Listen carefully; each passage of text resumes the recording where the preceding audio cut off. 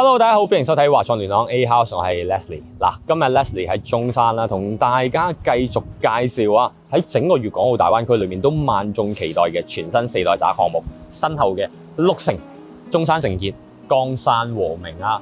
當然啦，由中國 No.1 代建，再加上我哋中山嘅本地國企啊，我哋嘅城建集團啦，呢一個項目啦，可以講絕對係1+1大於2嘅強聯手項目啊。而點解 Leslie 要喺對面馬路去同大家拍個開頭呢？而唔喺前方嘅大門位置呢？因為你唔企過嚟對面大門，你睇唔晒成個大門嘅一個狀態啊！從左邊再到右手邊，成個直線距離啦，接近80米，而中間啦超10米嘅挑高啦，作為佢嘅主門頭。好老實咁同大家分享，以往同大家講過好多，一個項目嘅大門係相當之重要嘅。點解？因為佢係整個項目嘅定調啊，同時亦都係每一位業主或者係過往嘅呢一啲客戶，以及我哋居住喺周邊嘅人員對呢一個項目嘅第一印象啊。第一印象當然相當之重要啦。區別於我哋目前在售緊唔同嘅四代宅產品啦。中山另外3個四代宅產品大家好熟悉噶啦。呢一個大門俾到我嘅感官咧係完全唔同噶。正如佢喺佢嘅設計計劃書裏面當時講過，成個項目咧以千里江山圖作為藍本，呈現嘅係氣派大氣嘅一個整體嘅感官，同我之前同大家盛讚過嘅御神啦，質感真係有所唔同。唔係話御神嘅大門唔靚，御神更偏向於5星級，例如寶格麗酒店嘅一啲觀感。但係呢一個咧，結合翻中式文化、海派老錢、相當之氣派嘅大門嘅感官，就算係唔識房地產嘅朋友，我相信嚟中山玩經過呢度都會感受得到，佢絕對係中山嘅代表豪宅之一啦。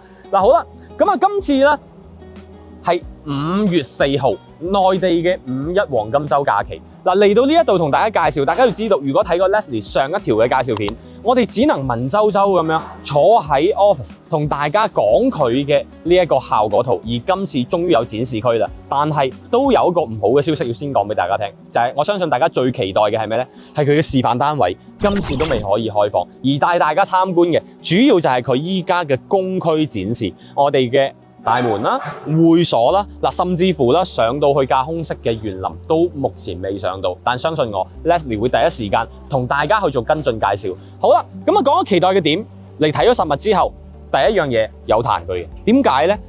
從我哋前方嘅樓座啦，我哋就會見到好多個朋友都好關注一件事係咩呢？外立面。今次嘅呢一個外立面啦，其實大量採取嘅係咩呢？係用我哋嘅真石漆啦去進行噴飾嘅，而佢嘅底色係咩呢？係米白色。好老實去同大家分享，我個人認為，如果作為一個海派老錢嘅產品，佢嘅會所同埋公區大部分作為米白色作為呢一個鋪設咧，完全冇問題，非常之正確。但係如果喺廣東地區用米白色作為我哋整個樓體嘅外立面，佢會存在咩問題呢？大家都知道，可能3年、4年、5年、7年、8年，佢嘅呢一個外立面咧，好容易污糟啊！但係同樣亦都見到綠城喺嚟到廣東去發展嘅情況之下，佢參考咗天氣嘅情況，顏色堅持翻佢大量嘅呢一個以往嘅色調，但係用真石漆嘅原因就係，如果喺後期一旦出現污糟或者係修補，佢喺同色調嘅補充上嘅話咧，會非常之簡單，並且咧如一，唔會令大家睇得出有補漆嘅一啲變化。咁後期佢嘅維護又係做唔做得咁好咧？呢個真係要可能未來嘅業主咧先會知道。好啦，醜話講喺前面啦，唔代表佢唔好。馬上落嚟 ，Leslie 帶大家今次我哋第一視覺感受翻，到底展示嘅公區係如何。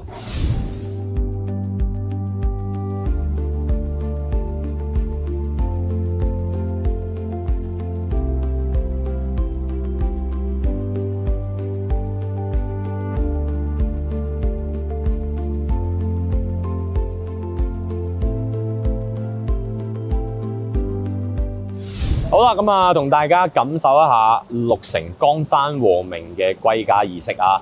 從大門啦，其實入到嚟啦，區別於真係中山唔同嘅四代宅，包括保利朗月，包括呢一個御神，包括香山族。當然啦，唔係話佢贏晒，提升嘅呢一個感受或者係質感係真係唔同啊！御神啦，我同大家分享過，其實我好中意嘅。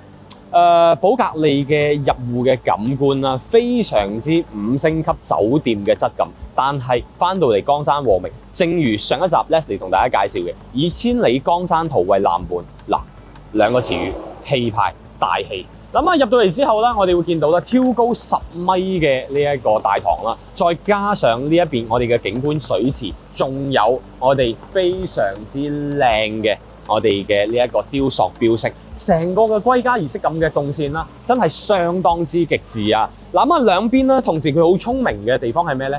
保留咗一啲綠植嘅生態區啊，唔會令到大家嘅嗰個整體嘅感受啦，僅只係呢一種冰冷嘅石材或者係鋁板，成個嘅溫度啦瞬間提升咗起身啦。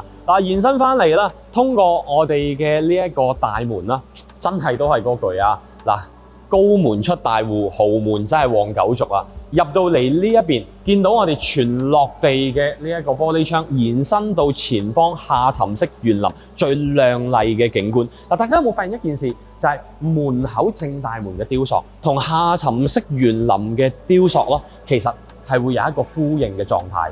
無論係從顏色上或者係形狀以及大細上，貫穿入嚟嘅整體嘅感官相當之舒適。同時亮點，抬頭望上方啦，亮麗嘅水晶吊燈啦，照亮每一位業主歸家嘅整體嘅感官啦。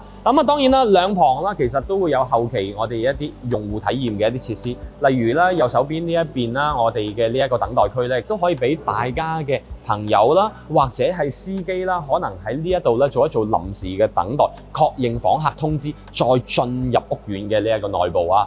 其實咧，從門口行入嚟之後咧，令到我自己嘅呢一個期待值啦，其實已經相當之高啊。而咧，我哋嘅下沉式嘅園林到底嘅水準以及佢嘅會所又係如何呢？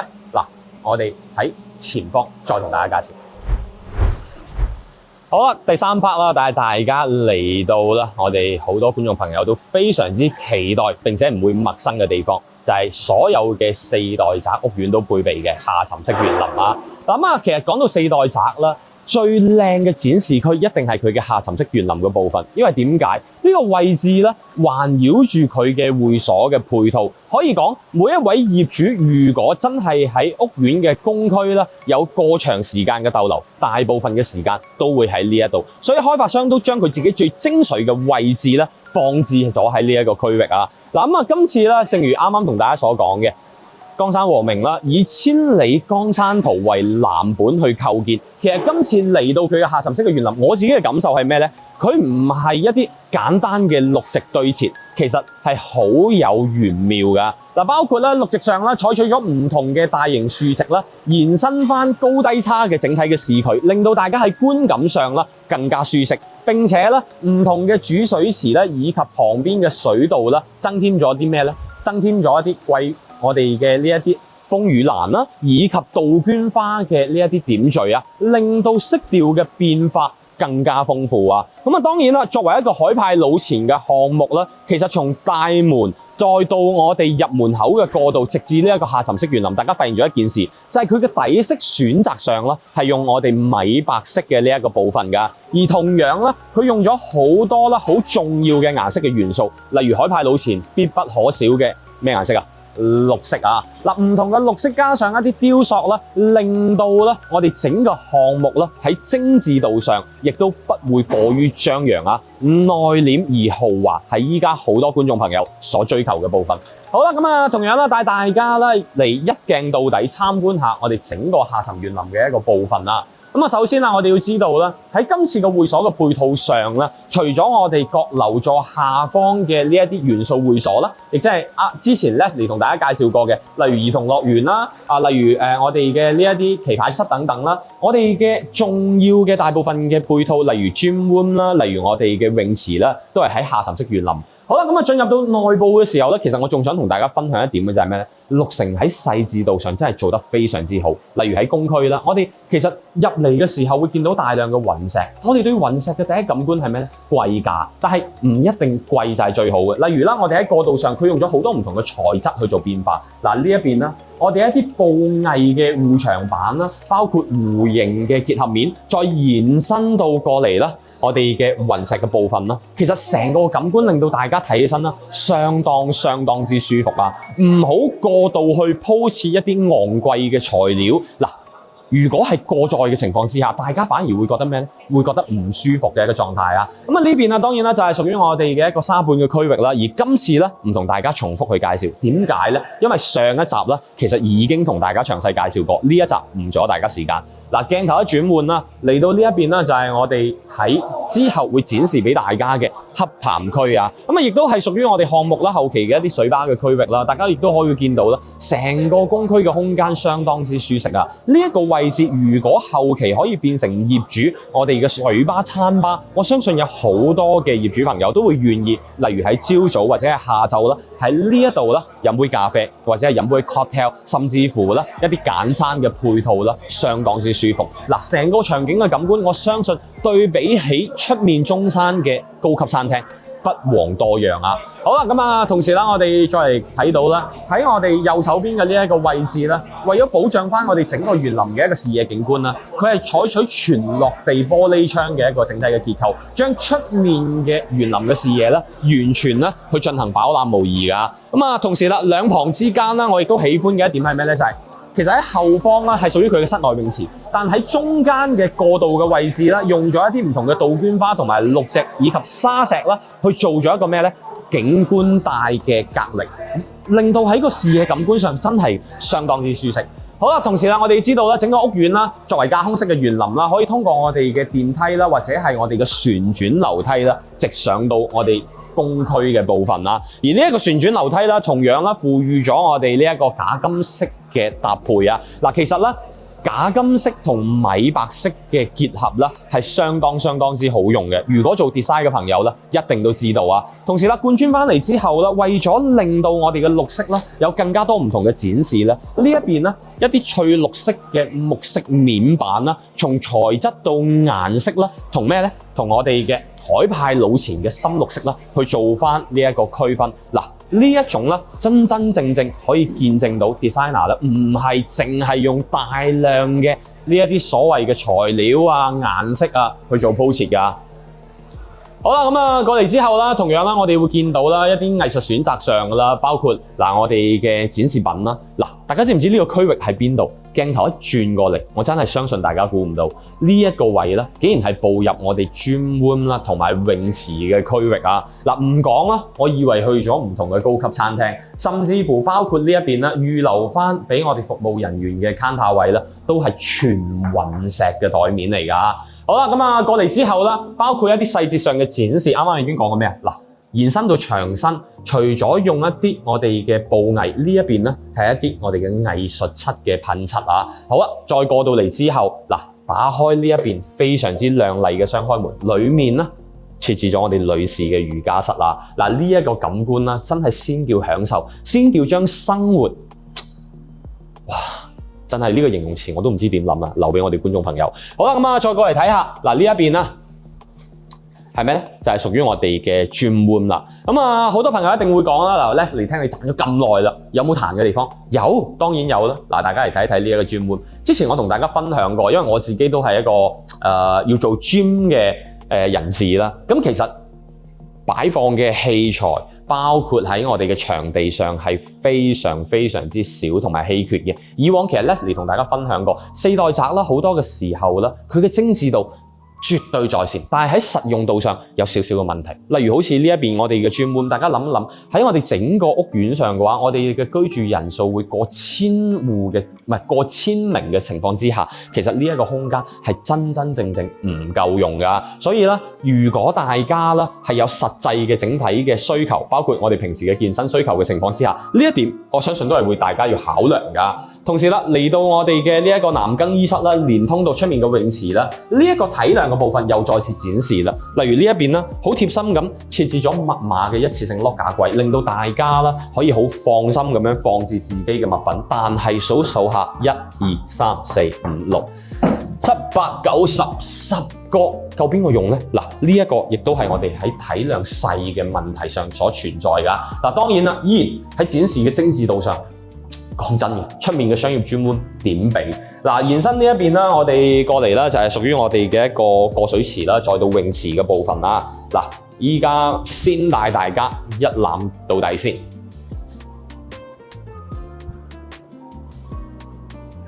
好啦，嚟到泳池嘅呢一個部分啦，其實我哋會見到啦，成個泳池嘅呢一個結構啦，好靚，同埋咧入到嚟之後咧，又有一啲唔同嘅感官。因為點解咧？啱啱 Leslie 同大家分享咗，因為我哋出面大量嘅底色咧，都係用我哋嘅米白色去進行鋪設嘅，但係入到嚟之後咧，採用咗大量嘅灰色啦，又延伸到好多朋友所喜歡嘅一種意式簡約嘅格調啊。而重要嘅部分係咩咧？我哋嘅呢一個泳池深度啊，因為好多嘅朋友啦，其實都有彈過一啲唔同嘅樓盤啦，佢嘅泳池太淺啦。點解咧？因為喺我哋部分嘅泳池上嘅話，大家要知道啊，如果大家喺呢一個泳池嘅深度係超過1.3米嘅話咧，係要配備安全員㗎。咁所以有啲我哋嘅發展商可能喺泳池上嘅話咧，佢為咗避開呢個規則，佢唔想喺後期再配備工作人員嘅情況之下，所以佢個泳池咧就會相對嚟講較淺啦。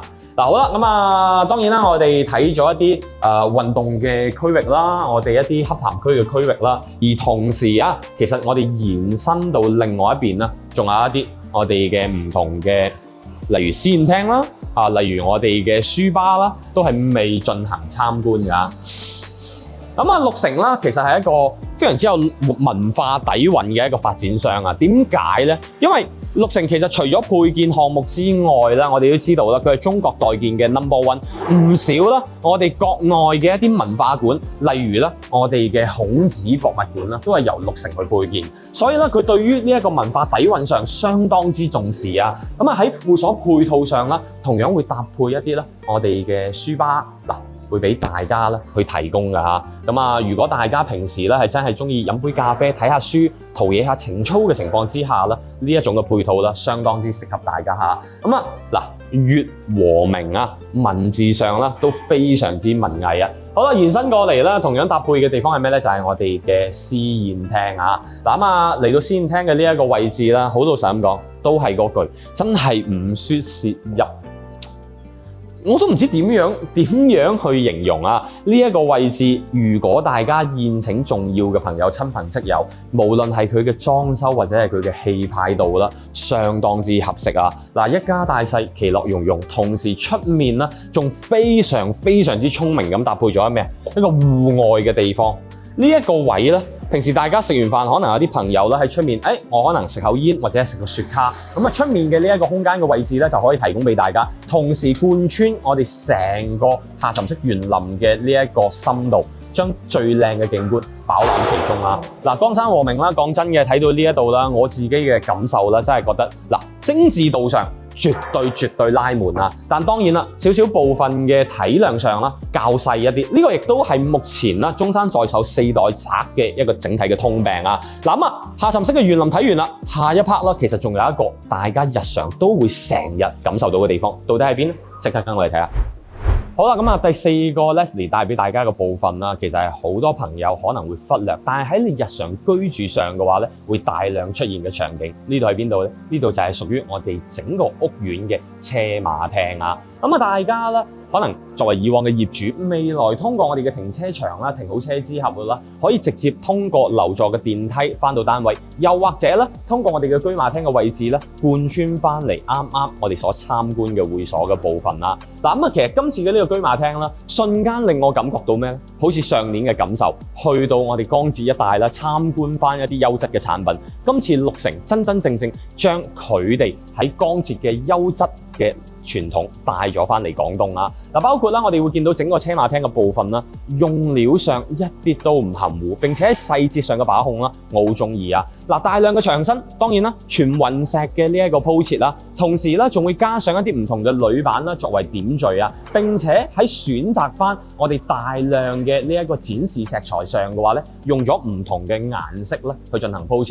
例如入門口嘅呢一個位置啦，門楣上啦，採用返我哋海派老前啦必備嘅綠色啊，而中間咧採取咗我哋潘多拉嘅板材啦，作為點綴啊。同時啦，延伸過嚟啦，包括我哋過道上方嘅呢一個嵌入式水晶燈啦，連帶到我哋一啲轉角嘅牆身位啊，防止我哋嘅業主小朋友啦未來嘅危險風險，所以喺呢一個成本上咧，佢都用咗更加貴嘅呢一啲弧形嘅收邊啦嚟提供俾我哋嘅業主。咁啊當然啦，嗱上方嘅呢一個無主燈嘅天花啦，影射住下方我哋江山和明嘅 logo 啊，以及咧我哋整面上牆嘅綠色大雲石啊，嗱呢一種各種嘅標識啦，彰顯住我哋每一位江山和明嘅業主咧喺呢一度居住嘅尊貴感啊。同時咧，其實我自己仲好喜歡嘅一點係咩咧？大家出嚟睇一睇。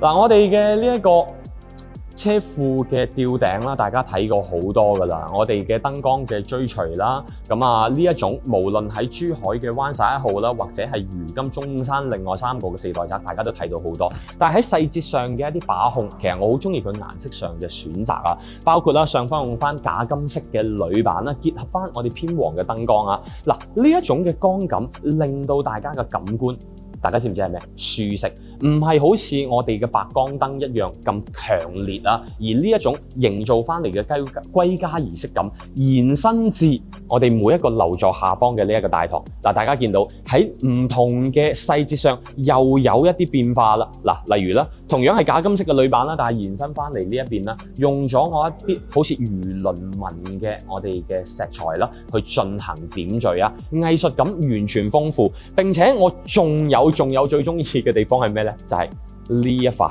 我哋嘅叫咩咧？亞馬遜綠嘅雲石啊！嗱，我覺得呢一隻色我自己真係好中意嘅，非常之高貴富有藝術感啊！同時啦，延伸過嚟啦，我哋同樣發現啱啱我哋講嘅一啲細節啦，包括佢嘅標識啦，嗱樓座嘅標識同埋少少嘅氛圍嘅光感燈，都將成個項目嘅質感啦無限提升。嗱，好老實咁講啦，其實成個屋苑啦，喺我自己今次嘅參觀裏面，我覺得縱觀翻中山佢嘅競爭對手啦，時代朗月啦，我哋嘅呢一個香山眾啦，甚至乎係包括我哋同樣啦，大家知唔知嗱？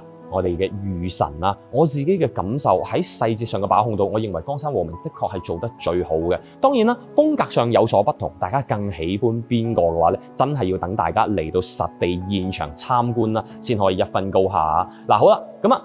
江山和明今次神秘嘅面紗啦，一次一次同大家揭開，我自己都非常之期待下一次啦，可以再上到佢嘅公區嘅園林嘅部分，以及最重要嘅咩示範單位啦去參觀。嗱，如果大家都唔想錯過第一手嘅消息，歡迎大家 contact 上方嘅電話，揾到 Leslie， 我哋可以詳細嘅交流，並且嚟到現場實地參觀。嗱，今期嘅節目到呢度差唔多，下期再同大家見面，拜拜。